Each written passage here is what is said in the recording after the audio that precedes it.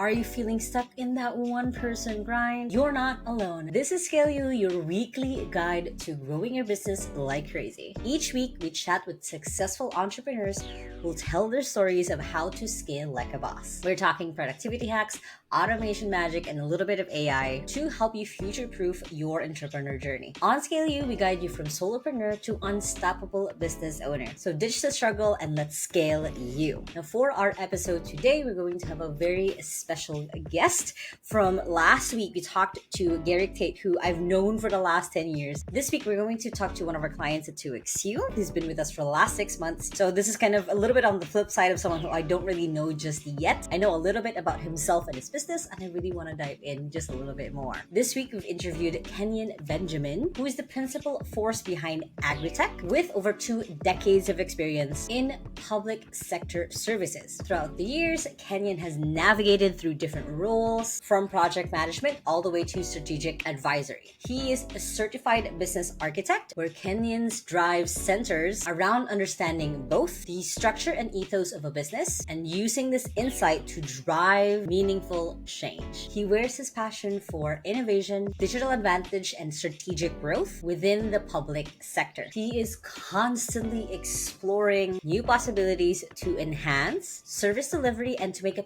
positive impact on communities. Whether it's through incremental improvements or comprehensive organizational shifts, his goal is to help public sector organizations not only achieve their goals but to exceed them. So help me welcome our amazing guest here at Scale You Podcast, the amazing Kenyn, all the way from the US, staying up late for us.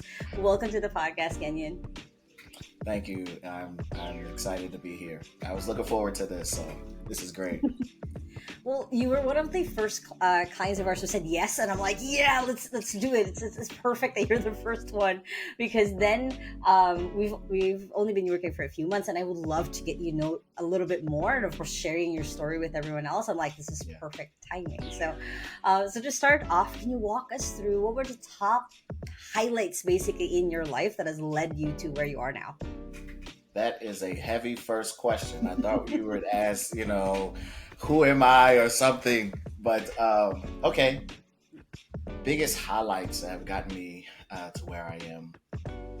This is funny because I just had a kind of internal content, development, and I was asked a similar question. Grad school was huge in changing my worldview. I was 180 degrees different than who I am today. I would say I was a lot more stubborn, hard-headed, narrow-minded, and maybe many of us could say that about our early 20s or teenage years. But graduate school really made the difference. It was an opportunity that I had, that I feel honored to have had, where I was able to engage with a class or be part of a class with people from various countries. And of a group of about 15 people, I would say maybe 3 or 4 of us were from the United States. And we all had so many varying backgrounds and so many different perspectives, but yet we were also very human, right?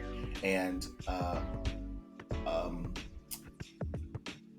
how we felt about things, what we thought, and what our aspirations were in our life and for ourselves were unique and yet similar at the same time, right? And so just having that experience really opened my mind and broke away some of the earlier learning that I had growing up. And so that was a huge highlight for me. And I think it definitely was a defining moment to bring me to who I am today. The other highlight would be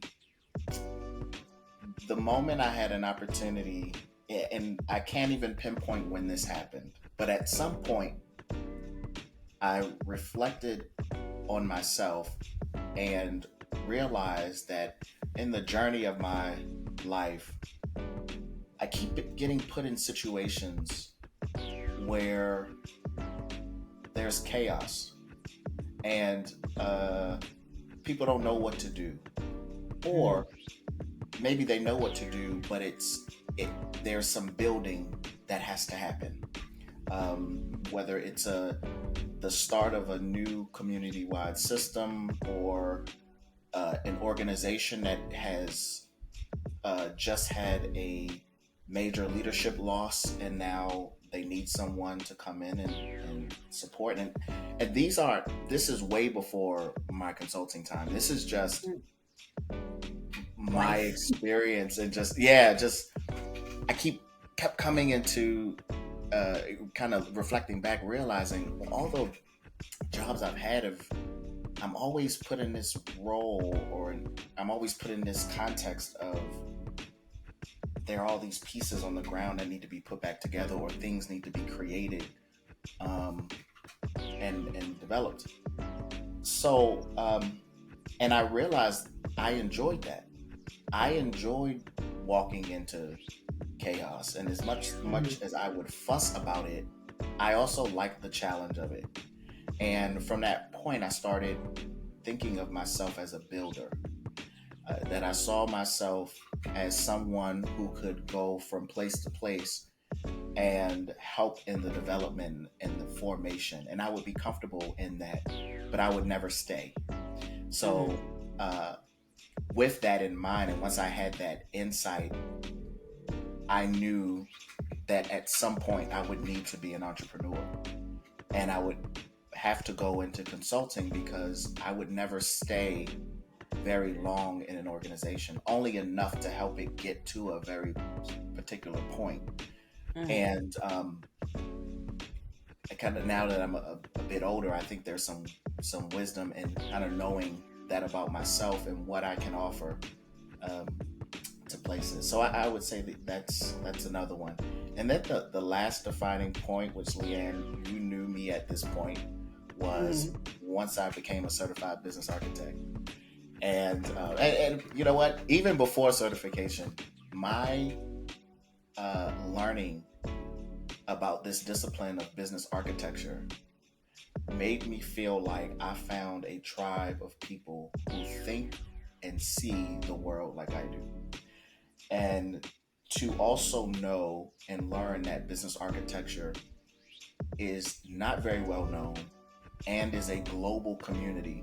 So even in the context of me being part of business architecture cohorts and different learning groups, I am again in a room with people from all over the world, and I mean, it's a very balanced blend of people from various countries. You know, sometimes you have what's mostly American, and then there are a couple people from it.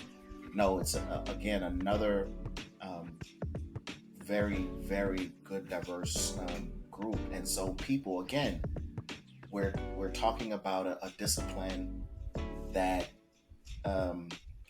so many people are working in various parts of the globe, and they're all coming with their similar yet unique experiences, and we're having these very thoughtful conversations about business and the development of businesses and how they're structured and how they implement their strategies. And I find it extremely enriching to know that I have that, and that I have a name for something that I didn't know existed, that I have a place.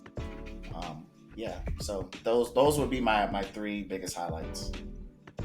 That's super cool, because I remember when you came across one of my videos, and that's basically how we started talking. Yeah. And I remember when my assistant made a profile of you, and it was business architect, and that rang in my head of that sounds like such a cool title, because I resonated with it, to be honest. I'm the same way where you've seen 2x2 system. I loved building that. I loved going into flow and creating all of the cool things that we have to 2x2. So when I saw business architect, I'm like, how does someone go into it? So that gave me, your story gave me a really good perspective of that realization. And I love the story where a lot of your highlights are surrounded by people. You're surrounded by finding the people you resonate with, the people you are doing kind of the same thing, but there was never really a name for it, and then you found the Yeah, name for it. yeah. um, can you tell me more about graduate school? Where did you go? Loyola, Loyola University, Maryland. At the time, it wasn't called that, Ah, but now it's called Loyola University, Maryland. Yeah. mhm, got it. What made you decide to do that? Because I know, like, uh, for different types of people, graduate school isn't an automatic, like, okay, that's the next thing I want to do. What was the inspiration behind going into that? Because that gave you that started that pathway for you to finding your people. Ooh, yeah, you're about to take me down a path that very, very few people know about me.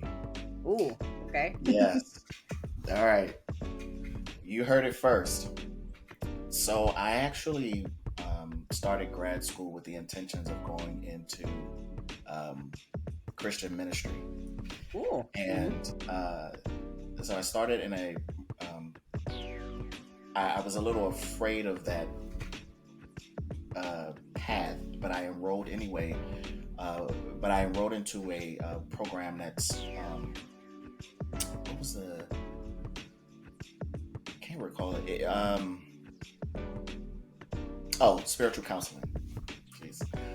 I enrolled in Mm-hmm. the program for spiritual counseling, and which in turn ended up being just a master's in counseling, which added the component of spirituality as another dimension outside of mind, body, soul, spirit being the fourth dimension, and Mm-hmm. recognizing that people carry with them a spirituality that influences how they think and how they act and how they do things, and it taught how to be able to see that about a person uh, Mm-hmm. as a as another dimension that's influencing who they are. Mm-hmm. And I'll tell you, I got to the end of that program, right up to clinicals, and decided I don't want to do this. That's usually the case as we find out what we want and also what we don't want. So, Yeah. got it. I'll Hmm. tell So you, did you finish it? well, I finished grad school, but what happened was I got to my clinicals, I went to my advisor, and I said, Mm, I do not want to do clinicals. Like, and it was I didn't want to sit and do counseling. I see mm, myself much more as a researcher. And so she said, well, we have another program. You can use your all the credits that you have already as mm, electives for this, and you can switch over to another program. So that added another year to me being in grad school. But the mm, other program was spiritual and pastoral care. The difference was I wouldn't come out and be eligible to sit for a clinical license. But mm, what it did teach me was more about spirituality and systems. mm, And I left there with a huge interest in thinking about organizations and business with that fourth dimension of spirituality. Now, some people mm, might look at that as culture, but to me, spirituality is all encompassing, and so it goes well beyond culture, down to what services we provide and how we deliver on those services, and the type of team that we develop and how we nurture that team, into how do we manage our finances, and what are the goals that we set for ourselves as an mm. organization, and how do we work together to achieve those goals, right? So it to me it diffuses all of it is infused throughout the entire organization. So that has now I forgot your original question, but that's Yeah, how I ended basically, up how did you in get into it? Yeah. grad that's how I ended up in grad school, and Mm, that's how I left grad school, and which is mm. why it was such an impactful experience.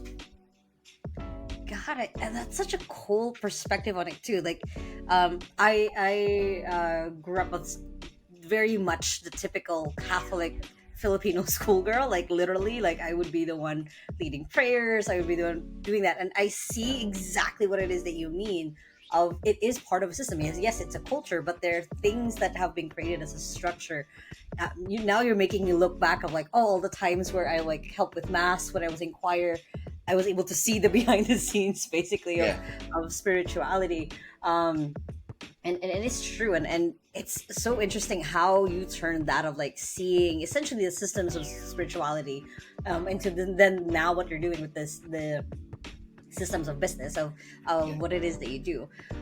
So can you tell us more about that? Like I know we touched on it a little bit.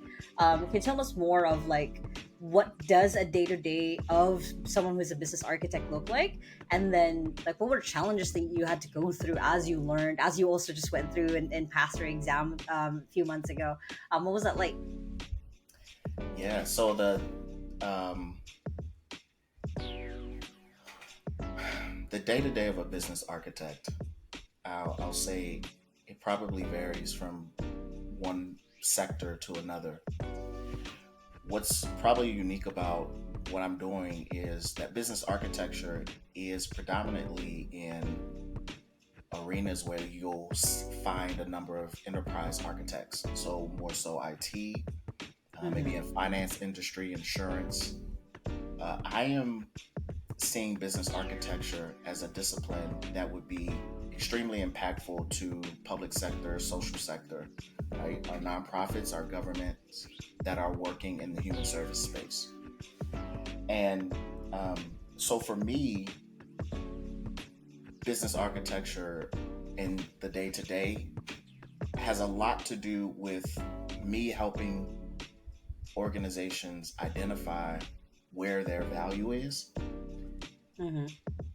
where their strengths are, and how they can then deliver the greatest value to whoever their customer or stakeholder is.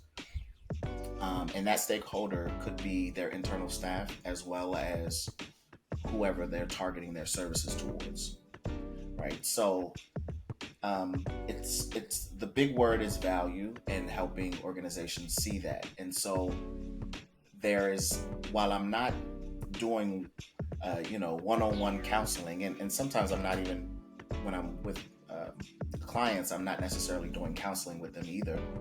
In my Mm-hmm. mind, I'm thinking like much like a counselor, and where I'm looking at where the strengths exist for this organization that they might not see, Mm-hmm. and I'm presenting to them, or I'm challenging their thinking with what I see about them. And then I'm helping them construct that into a model, or helping them construct that into a framework that exists of various views of their organizations or blueprints that they can then put together and manipulate as needed Mm-hmm. to be able to define a path forward for themselves.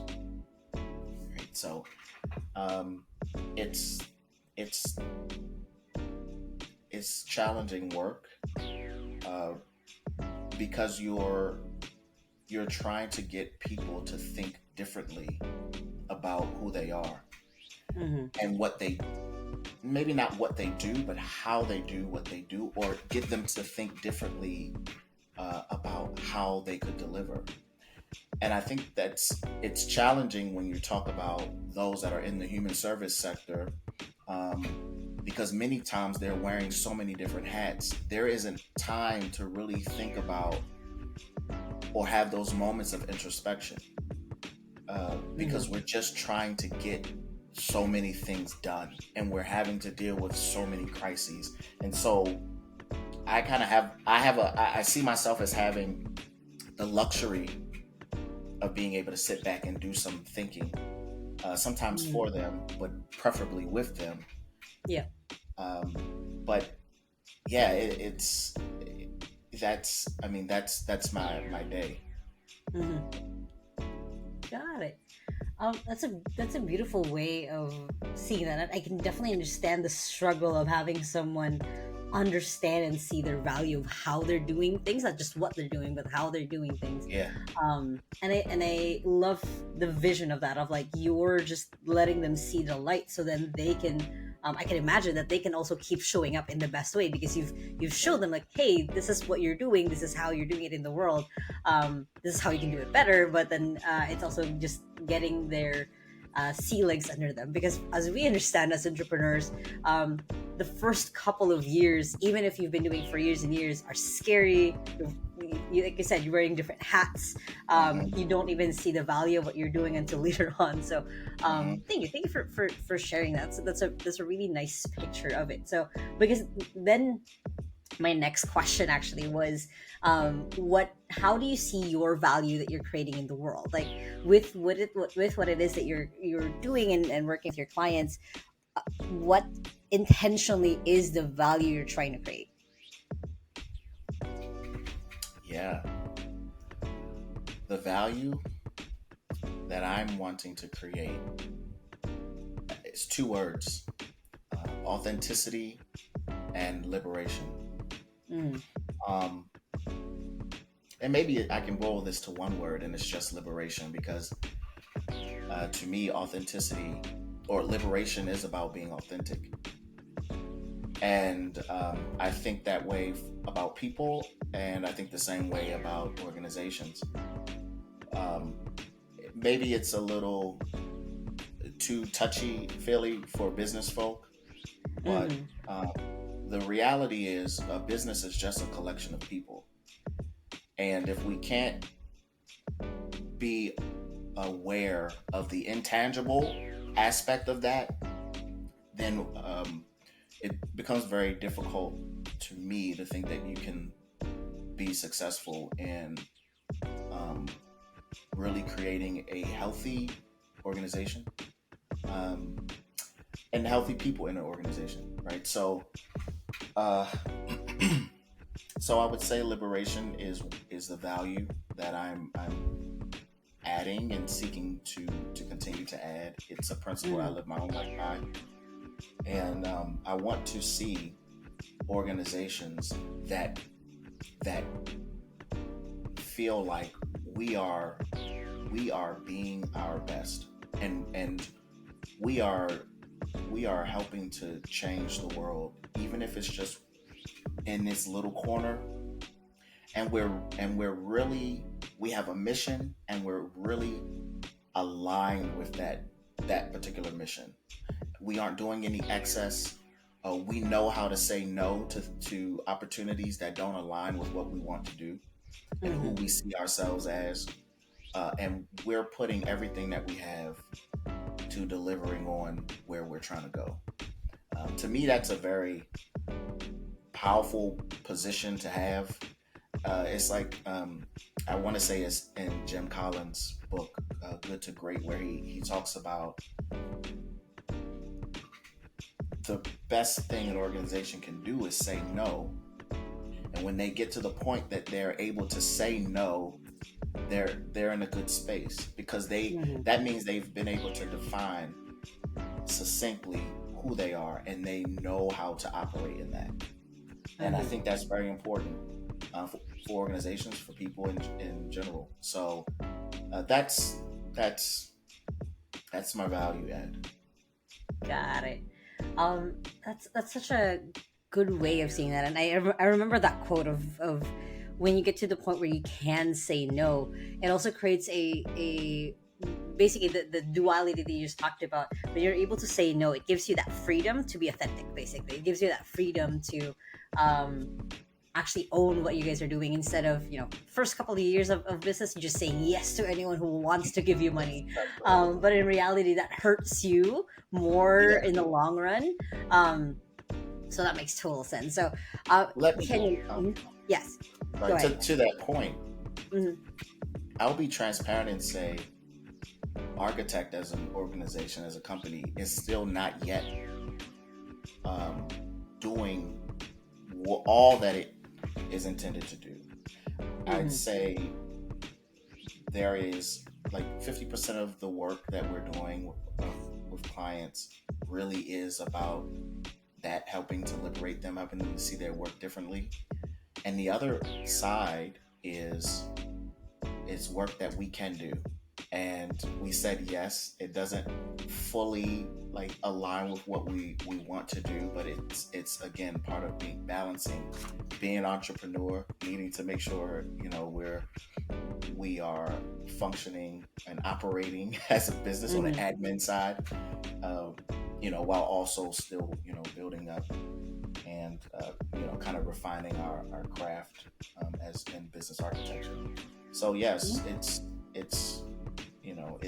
but it's part of growing up, right? You Oh gotta yeah. you know kind of experience it all until you get to that sweet spot where you're looking back and you're saying, man, this is where I was, this is what I was looking for.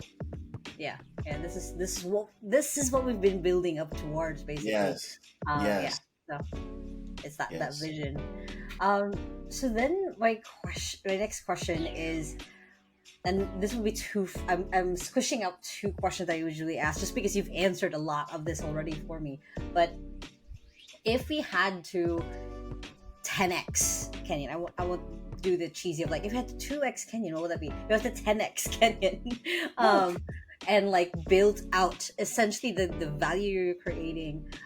What would that look like? Would be, building a second you look like, so then you can 10x the value you're creating, and at the same time, what would be that superpower that makes you you, that will make it easier to do? Like, if you were to create 10 duplicates of Superman, what would that look like for you on your side of the world?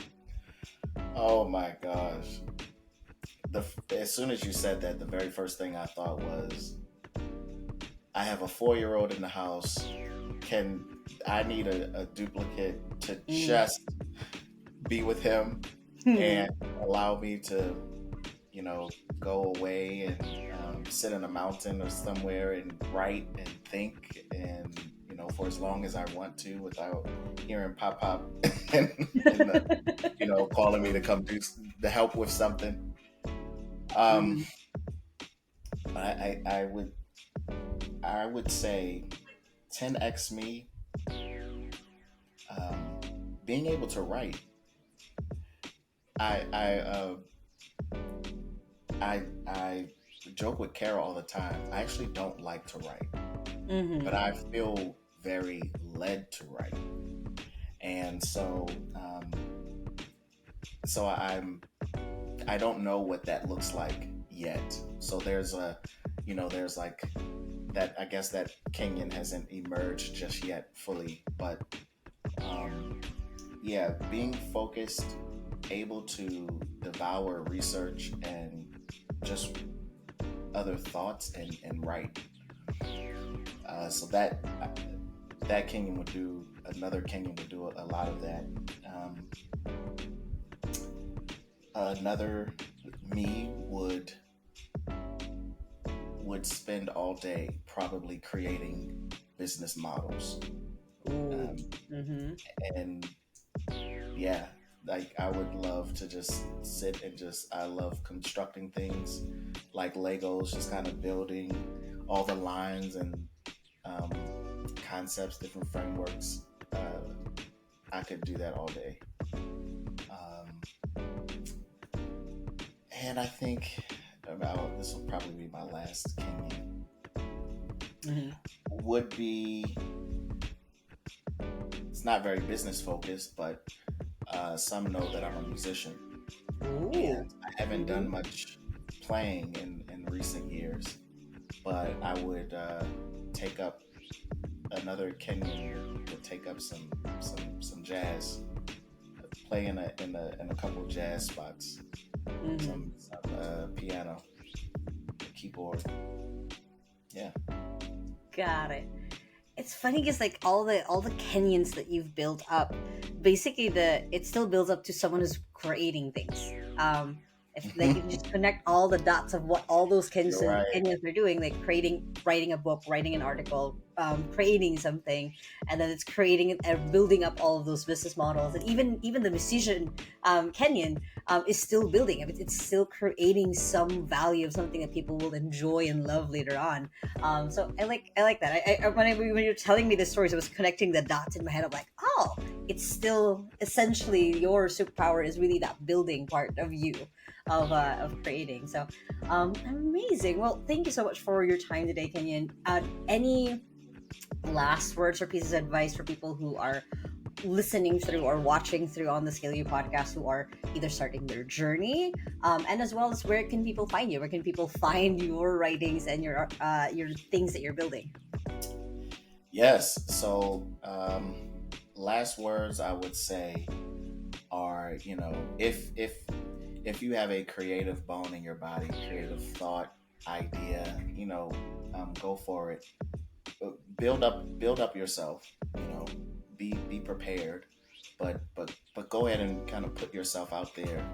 I will share probably one of the most inspirational books for me was a book called "Let Your Life Speak," and it's written by Parker Palmer, who's a author, and he's a Quaker, and he talks about kind of reflecting on your life and see where it has been taking you, not so much where you're trying to drive it, and it might shed some light on who you are, and maybe that was the what made me realize I was a builder, but but that would be my last word. And yes, I do think it's appropriate for folk in business, whether you're an entrepreneur or you are running a Fortune 500 company, uh, being able to bring yourself to work, I think, is a very important and lost art.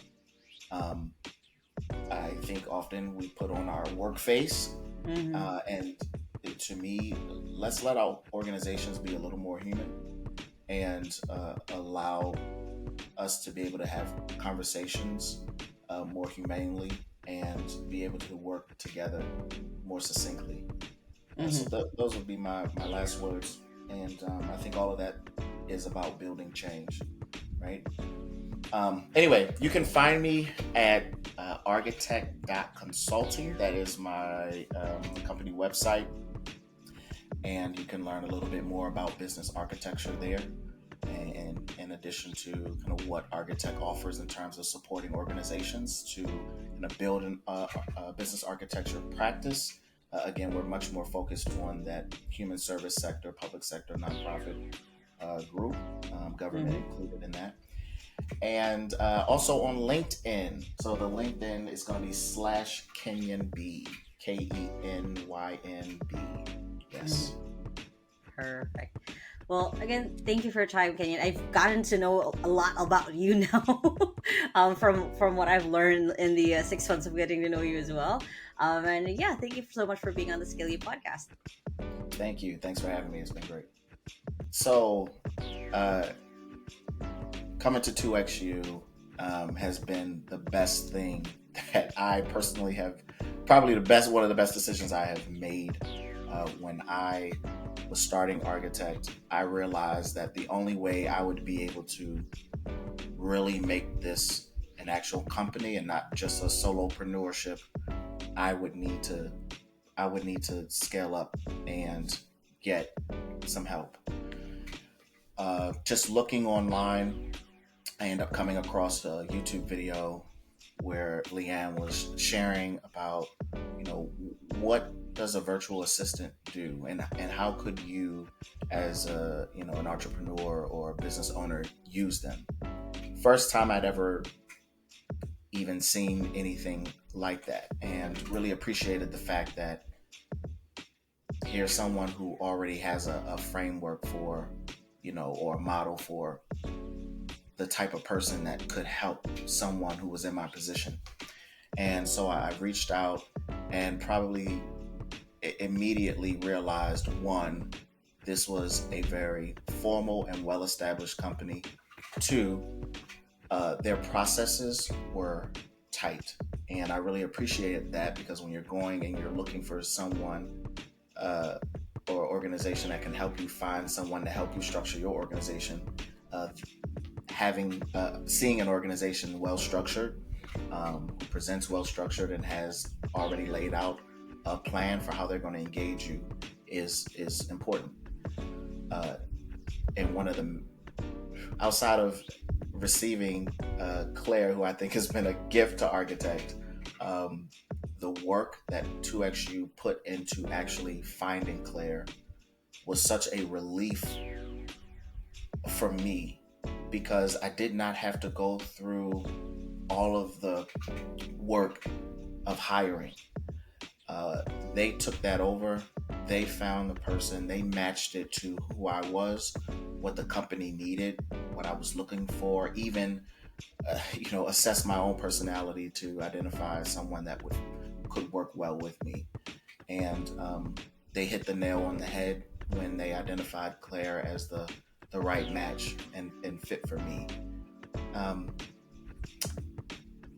I don't know that I could have asked for anything better than what I've gotten, and in fact, I got a lot more than what I even asked for.